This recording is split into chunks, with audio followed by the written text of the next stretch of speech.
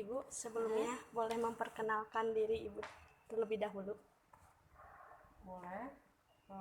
Saya Resti, posisi di pengelola monitoring dan evaluasi Balai Pengembangan Kompetensi PUPR Wilayah 4 Bandung.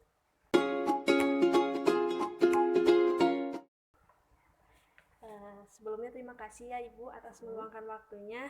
Saya di sini akan mewawancarai Ibu terkait implementasi strategi di Bappekom. Bagaimana proses implementasi strategi di Bappekom 4 Bandung? Bagaimana implementasi strategi ya? Iya. Nah, jadi kalau dari implementasinya itu sendiri, kan itu sebuah upaya dan tindakan ya yang mewujudkan kondisi, potensi dan penyelesaian permasalahan, visi dan misi, tujuan, sasaran strategis, arah kebijakan dan strategi pembangunan bidang PUPR, program, sasaran program, kegiatan dan sasaran kegiatan, kemudian juga ada keluaran kegiatan, target capaian, serta pendanaan melalui sasaran strategis dan sasaran program yang telah ditetapkan. Nah, itu merupakan sintesis dari Permen PUPR nomor 23 tahun 2020 tentang rencana strategis Kementerian PUPR tahun 2020 sampai 2024. Bagaimana proses implementasinya itu sendiri, di kita itu kan sesuai dengan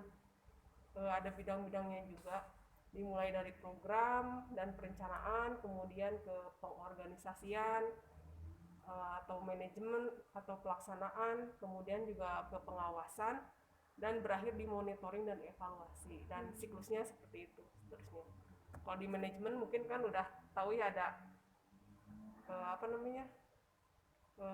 planning kan, organizing, yaitu kan itu juga sama, kami juga menerapkan itu di. Mengapa perlu melakukan penerapan implementasi strategi dalam menjalankan proses operasional di Bappekom 4 Bandung?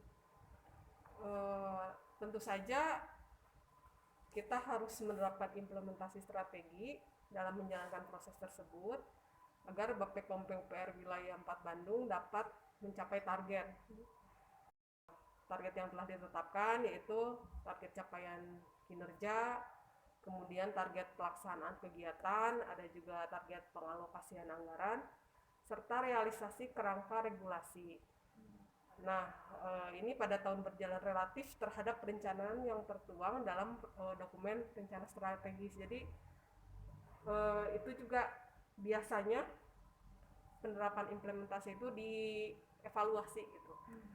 Dalam Renstra kan rencana 5 tahunan itu nanti ada midterm review Renstra namanya. Jadi evaluasi paruh waktu.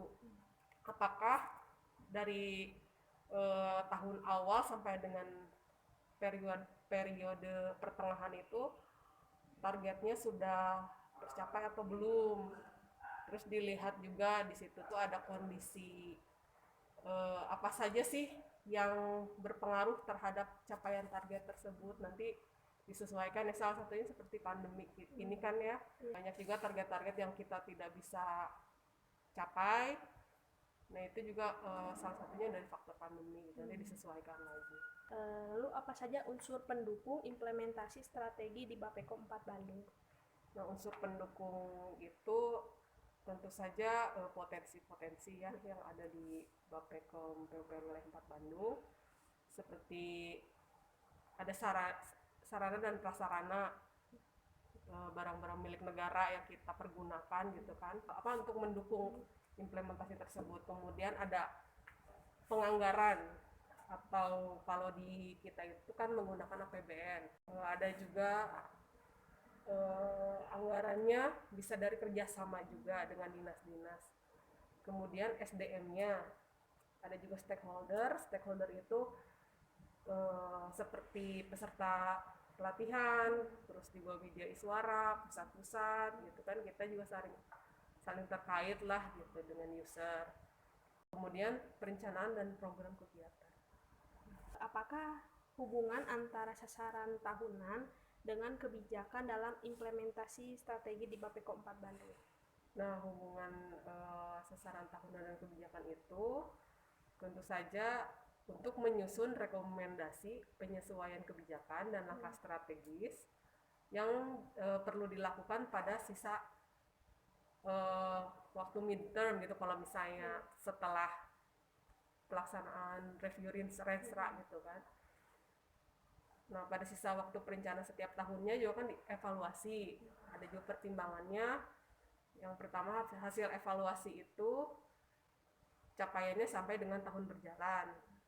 Kemudian adanya perubahan kebijakan pembangunan dan dalam skala nasional. Yang terakhir ada perkembangan kondisi terkini yang tadi saya sudah terangkan itu.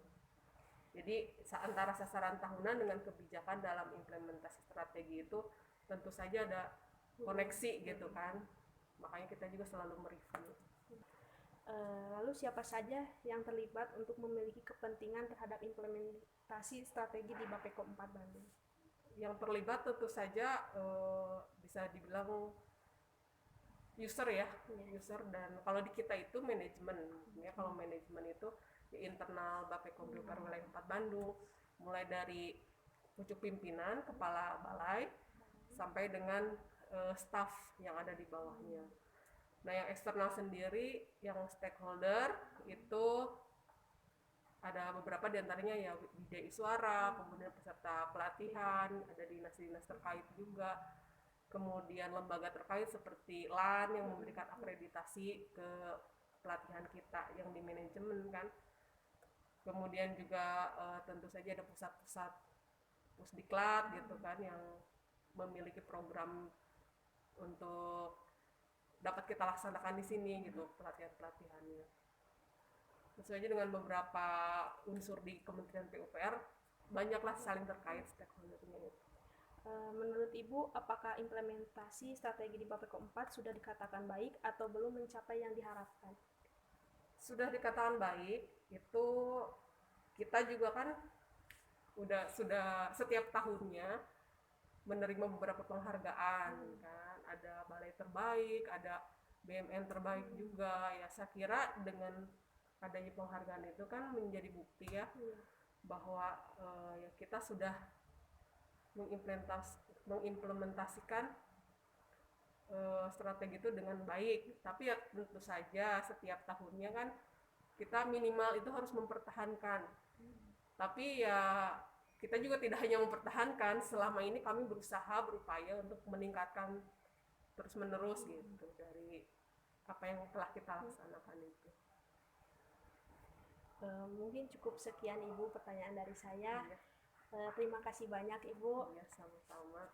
Semoga tugas ini bisa untuk kedepannya juga bisa bermanfaat buat Mbak Ellen, ya.